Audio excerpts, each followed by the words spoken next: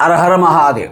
ధనంజయ నాడు అంటే ఏమిటి చెప్పారు, ఈశాని నాడు అంటే ఏం చెప్పారు, అది మాకు ఎలా అనుభవం వస్తుంది అని అడిగేవాళ్ళు ఉన్నారు. దానికి కూడా సమాధానం ఉంది.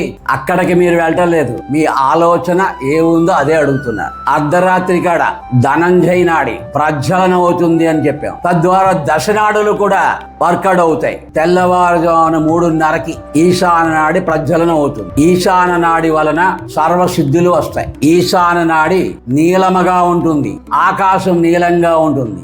శని భగవానుడు నీలంగా ఉంటాడు. శని భగవానుడు దగ్గరే నీ కర్మలన్నీ కూడా, నీ ఆలోచనలన్నీ కూడా ఉన్నాయి. ఆ ఆలోచనలే తిరిగి నీకు లభిస్తున్నాయి నీ కర్మగా.